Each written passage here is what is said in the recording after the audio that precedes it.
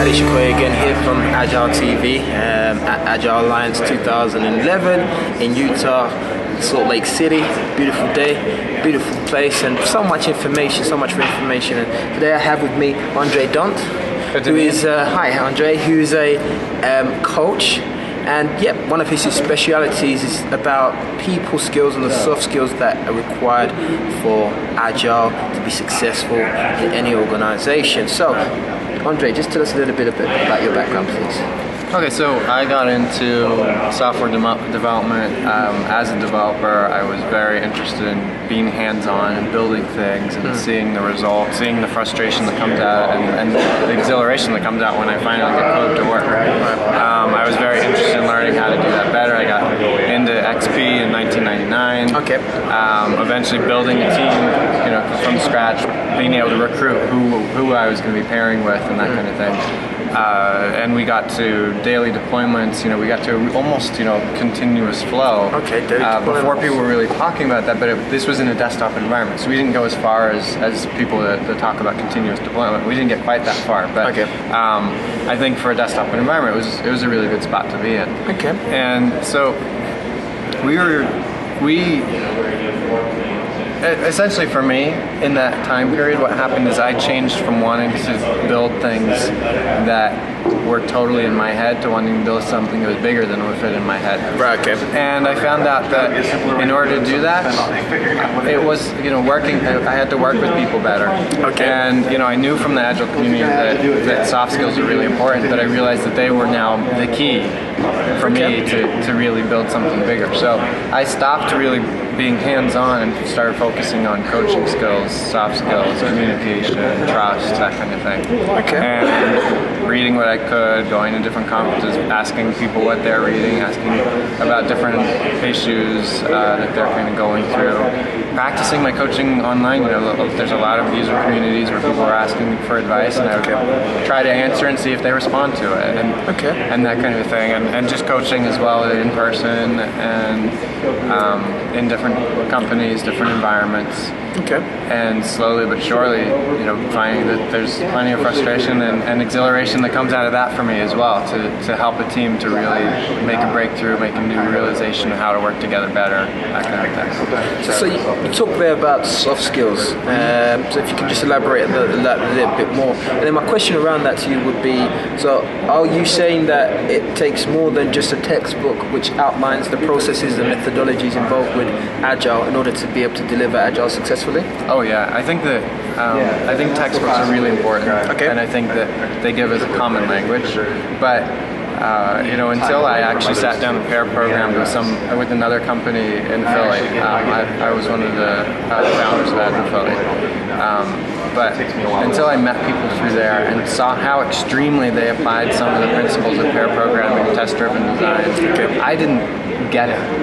I didn't understand how far we could really push some of these concepts and how much value could be gotten out of going to an extreme. Okay. And I think it's the same thing with any soft skills. Like we can't figure this stuff out in isolation. Part of the Agile world, Agile community is we value community because we need to touch base with each other. We need to do reality checks, ask whether things are working, and that kind of thing. So, okay, so it's kind of like an ongoing retrospective, which is constantly growing. Or coaching. Or coaching. Yeah. Okay, and so basically supporting and helping each other to grow and develop and be able to get the outcomes that we want. Exactly. You also mentioned trust. Now, how important is trust in being able to provide an Agile solution, Agile outcome that helps a company to achieve their personal objectives? So I think trust is fundamental to working as a team. It's not a team if there's no trust. Right. Okay. Even in a group environment, if there's low trust, then people aren't going to be going in the same direction as each other. They may be setting up walls between each other. They may physically be in separate parts of the building and not talk to each other. Okay. They may have hidden agendas. They may be working on totally contrary goals. Right. So in an environment where I notice there's no trust, that's the first place to get. Because I can't make progress with a group until it. And if I have to, I'll focus on the subset of the group and try to make them a team. So for those who are watching right now who might be in teams who are new to Agile or still kind of building those strong teams which are enabling them to get the outcomes that they're looking for, what advice would you give to them about creating that trust, especially if it's new teams, or even creating that trust between the delivery team and the client? So I think it's little things in the beginning. It's little things like showing up for a stand-up meeting on time. Be there on time. None of this coming in late. Be there on time. It's little tiny things that kind of show that this is an environment where people live up to what they say they're going to do, and it's really hard to build trust. So start little. Start delivering on little things like that.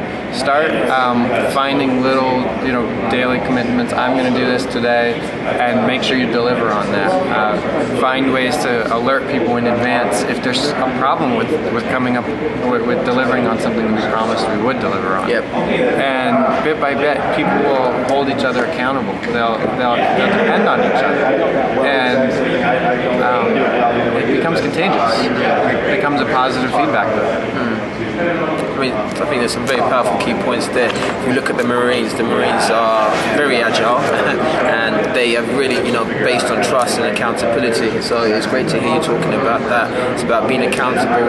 It's about, living up to what we're saying we're doing it. And even while you was talking there, you was talking about doing little bits and, every day finding something else that you can do. In many ways, that sounds like what we're doing with Agile in terms of software development. So it's kind of like being agile with Agile. The idea of self-similarity, of time boxing, of finding small ways to slice things into smaller chunks, it gives us the ability to make progress, to show progress, to evaluate if we're doing something right, and then that just rolls up into bigger and bigger progress, bigger and bigger themes of success. So once again, we're hearing about the small wins. It's little things that we do day by day through an iterative, incremental growth and incremental transformation.